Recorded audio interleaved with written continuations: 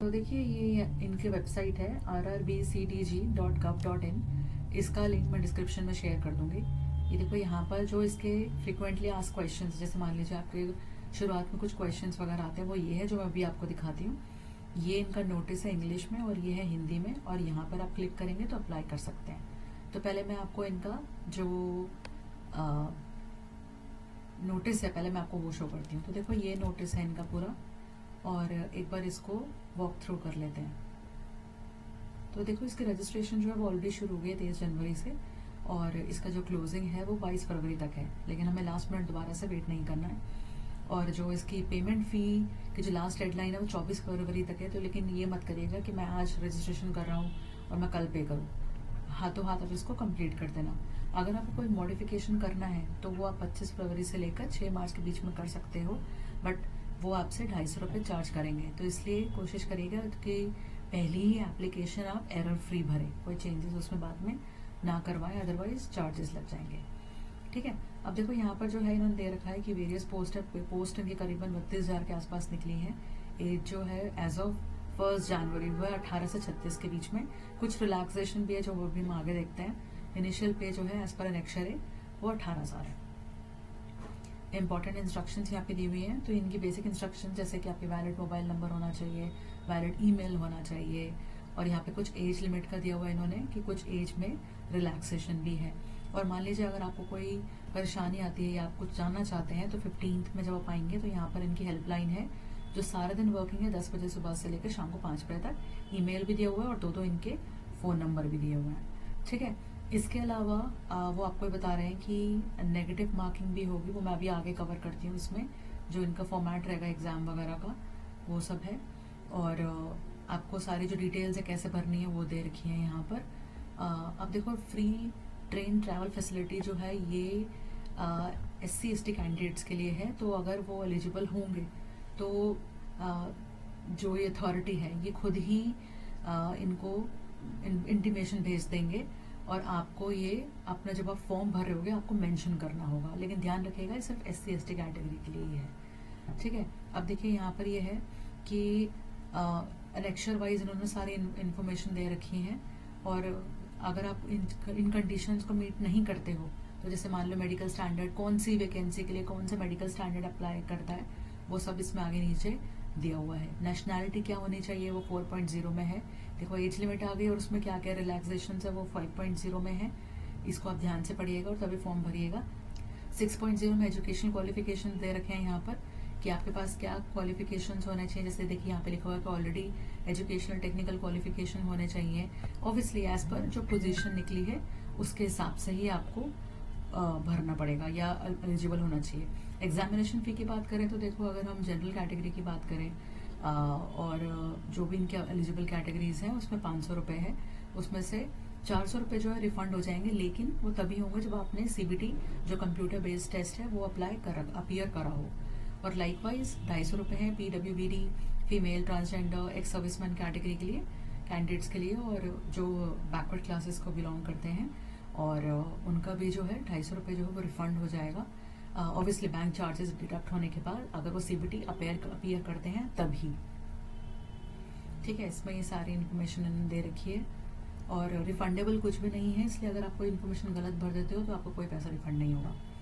Payment करते वक्त अगर कोई इशू आता है तो वो ये यहाँ पर है 7.5 में, आप इनको कॉन्टैक्ट कर सकते हो जो है SBI की टीम। उनका फ़ोन ईमेल सब कुछ यहाँ पर मैंशनड है डिटेल में। अब यहाँ पर जो है 14.0 से रिक्रूटमेंट प्रोसेस शुरू हो रहा है।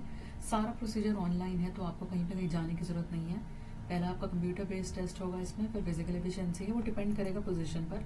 डॉक्यूमेंट वेरिफिकेशन जिसको DV बोलते हैं ये, तो ये टर्म्स भी याद रखिएगा, और मेडिकल एग्जामिनेशन ME। ठीक है, कंप्यूटर बेस्ड टेस्ट देखो यहाँ पे क्लियरली मेंशन है, ड्यूरेशन 90 मिनट्स का मिलेगा आपको। General science, maths, general intelligence and reasoning, general awareness and current affairs, total 100 marks होंगे।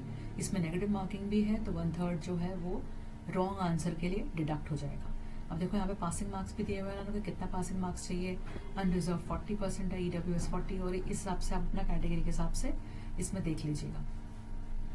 अब देखो यहाँ पर जो है उन्होंने दे रखा है क्वेश्चन टाइप एंड सिलेबस क्या है, तो मैथ्स, जनरल इंटेलिजेंस, ये सब इन्होंने दे रखा है। फिजिकल एफिशिएंसी टेस्ट में क्या कवर होगा मेल कैंडिडेट्स के लिए और फीमेल कैंडिडेट्स के लिए इन्होंने यहाँ दे रखा है। ठीक है, यहाँ पर फिर डॉक्यूमेंट वेरिफिकेशन की बात आ जाती है। तो यहाँ पर उन्होंने दे रखा है कि डॉक्यूमेंट वेरिफिकेशन में क्या क्या चाहिए होगा, क्या कैसे आपने सेल्फ टेस्ट करवाना है या किसी से अटेस्टेशन करवानी होगी। जैसे अगर आप कोई कैटेगरी का डॉक्यूमेंट सबमिट करते हो या नेम चेंज का करते हो या मैरिज सर्टिफिकेट का करते हो, उसके हिसाब से। और सारा जैसे मैंने आपको बताया कि ऑनलाइन है। इसमें ये ध्यान रखिएगा कि इसमें आपका जो 16.0 है उसमें इन्होंने आपके recent colour passport size photograph भी मांगी है, जो प्लेन वाइट बैकग्राउंड में होनी चाहिए। तो वो चीज़ का आप ध्यान रखना यहाँ पर। और सिग्नेचर जो भी है, सिग्नेचर का भी इन्होंने क्लियरली मेंशन करा हुआ है कि वो आपको कैसे रखना है, वो भी हम आगे देख लेते हैं। ये देखो, sign on a white paper with a black ink pen only. तो आप ये ध्यान से पढ़िएगा, तभी आप इंफॉर्मेशन इसमें सारा अपलोड करिएगा। और जो भी सारी कम्युनिकेशन होगी फॉर्म भरने के बाद, ये सारा ऑनलाइन ही होगा। तो आपको इधर उधर कहीं जाने की जरूरत नहीं पड़ेगी। आपने अब अप्लाई कैसे करना है, तो जब आप डॉक्यूमेंट वेरिफिकेशन के लिए जाएंगे जो 18.0 है, तब आपको अपने ओरिजिनल डॉक्यूमेंट्स और 2 सेट सेल्फ अटेस्टेड फोटोकॉपीज के लिए जाने हैं। सेल्फ अटेस्टेड मीन्स कि आपको खुद ही साइन करना है, ठीक है। और यही और जो कैंडिडेट्स डॉक्यूमेंट वेरिफिकेशन के लिए एलिजिबल होंगे, उनको स्कैन कॉपीज जो है वो अपलोड भी करने होंगे। फोटो और सिग्नेचर का अपलोड करना होगा पोर्टल पे। तो ये पोर्टल है उनका। तो ये जब आप इस स्टेज पे पहुंचेंगे तब आप ध्यान दीजिएगा। अब देखो यहाँ पे उन्होंने दे रखा है कि कौन कौन से RRBs हैं, कौन कौन से रेलवे बोर्ड्स हैं। तो हर एक स्टेट के हिसाब से इन्होंने यहाँ पे दिया हुआ है, तो आप जो है उसी हिसाब से अप्लाई करना है इसमें। और इन्होंने एब्रीविएशंस वगैरह यहाँ पे दे रखे हैं। और अगर आप कोई डॉक्यूमेंट सबमिट करना चाह रहे हैं तो ये उसके सारे डिफरेंट फॉर्मेट्स हैं, कि जो जो आप डिफरेंट फॉर्मेट्स हैं उसके हिसाब से आप ये सब भर के अप्लाई कर सकते हैं। अब देखिए यहाँ पर लेक्चर ए में सारे पोस्ट मेंशन हैं, डिपार्टमेंट, सब डिपार्टमेंट, मेडिकल स्टैंडर्ड जो भी हमने ऊपर पढ़ा था, सूटेबिलिटी क्या है जिनको जो लोग हैं विद बेंचमार्क डिसेबिलिटी वो है, और एज का क्या क्राइटेरिया है, और मिनिमम एजुकेशनल क्वालिफिकेशन। तो आप जिस पोस्ट के लिए अप्लाई कर रहे हैं, कंट्रोल F करो, control plus F as in friend, और फिर आप जो पोस्ट चाहते हैं वो आप सर्च करो, और उस हिसाब से आपको देखो यहाँ पर डिटेल्स आ जाएंगी। वैसे जाना चाहते हो तो 50 पेज से आप यहाँ पर डायरेक्टली देख सकते हो अपने पोजीशन वाइज। अब देखो यहाँ पर उन्होंने फर्दर ब्रेक डाउन दिया हुआ है कि कौन सी पोस्ट का कौन सा डिपार्टमेंट है, कितने उसमें वैकेंसीज निकली हुई हैं, वो सारा इन्होंने यहाँ पर डिटेल में दे रखा है ब्रेक डाउन। तो अगर आपको वो देखना है उस हिसाब से तो आप वो भी देख सकते हो। ये जबलपुर का है, ठीक है। अब हम नीचे जाएंगे, भुवनेश्वर का है।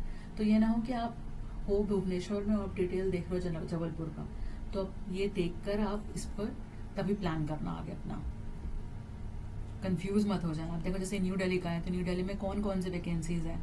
क्या आप या तो आप दिल्ली रहते हैं तो आप अप्लाई कर सकते हैं, या फिर अगर आप मान लीजिए कहीं और को बिलोंग करते हैं और वहाँ पर निकली है तो आप वहाँ पर भी अप्लाई कर सकते हैं। लेकिन ये ध्यान रखिएगा कि जिस बोर्ड के लिए अप्लाई कर रहे हैं सिर्फ उसी बोर्ड के लिए अप्लाई कर सकते हैं, कोई मल्टीपल बोर्ड्स के लिए अप्लाई नहीं कर सकते हैं आप। यहाँ पर FAQs देख लेते हैं। जैसे मैं बता रही थी आपको फ्रीक्वेंटली आस्क्ड क्वेश्चन है, तो ये सारा मैंने ऑलरेडी कवर कर ही दिया है अभी। और इसमें जैसे कि आपको कोई क्वेश्चन आता है कि अगर आप पहले कभी आपने लॉगिन करा हो तो क्या हम सेम यूज़ कर सकते हैं। हाँ, बिल्कुल कर सकते हो।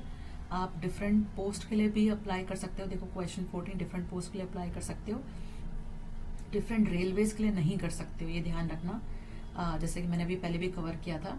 और मल्टीपल एप्लीकेशंस सेम रेलवे को आप सबमिट मत करिएगा। लेजिक सर्जरी वालों के लिए इन्होंने मना कर रखा है कि वो एलिजिबल नहीं है।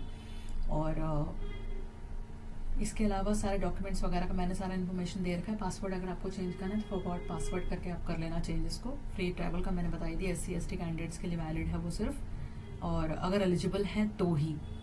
बाकी जो एप्लीकेशन फॉर्म भरें तो आप वहाँ पर टिक मार्क कर सकते हैं, ठीक है। तो ये सब डिटेल्स हैं। और अगर आप वो क्वेश्चन 39 है कि अगर मैं ऑलरेडी सिविल एम्प्लॉयमेंट में हूँ एज एन एक्स सर्विसमैन, क्या मैं एलिजिबल हूँ कि नहीं हूँ। तो यहाँ पर उन्होंने दे रखा है कि आप परमिटेड हैं ओनली अगर आप जो है एज रिलैक्सेशन ब्रैकेट में आते हैं तभी, अदरवाइज आप अप्लाई नहीं कर सकते। और ऑब्वियसली फिर आपको NOC भी प्रोवाइड करना पड़ेगा। तो ये डिटेल्स है सारी, आप इसको देखना। कोई क्वेश्चन आता है, कोई डाउट आता है, आप मुझसे पूछिएगा। और बाकी मैंने सारा इसमें कवर कर ही दिया है आपको। और ये इनका पोर्टल है अप्लाई करने के लिए। जब आप अप्लाई करोगे, create an account, already have an account, तो अगर आपको फ्रेश क्रिएट करना है तो क्रिएट एन अकाउंट पे क्लिक करोगे आप। और अगर आप वो भी आपको देखो डिस्क्लेमर दे रहा है कि अगर आप पहले रजिस्टर कर चुके हैं तो आपको दोबारा से रजिस्ट्रेशन नहीं करना, आप दोबारा से लॉगिन उसी आईडी से कर सकते हैं। ठीक है, तो देखो country of nationality, full name, और आपको ये जितना भी इंफॉर्मेशन है ये भरना होगा, ईमेल कंफर्म करना होगा, मोबाइल नंबर कंफर्म करना होगा। उसके बाद जो है पासवर्ड आप क्रिएट करिए, कैप्चा फिल करिए और फिर preview and create an account जो आप ये कर लेंगे, उसके बाद का सारा प्रोसीजर शुरू हो जाएगा, जिसमें कि वो आपसे डॉक्यूमेंट्स वगैरह मांगेंगे, आपकी एजुकेशनल क्वालिफिकेशन मांगेंगे, और लास्ट में पेमेंट डिटेल्स होंगे। तो जैसे आप सबमिट कर देंगे तो जो एप्लीकेशन है आप उसका प्रिंट आउट पे लेके रख सकते हैं, बाकी आपको कॉन्फर्मेशन ईमेल पर और फोन पर आई जाएगी। ठीक है, तो चलिए अगर कोई क्वेश्चन आता है, डाउट आता है तो आप मुझसे कमेंट सेक्शन में पूछना। All the best, thank you so much, और आप हमें ऐसे फॉलो करते रहिए। अब आपकी बारी। Thank you.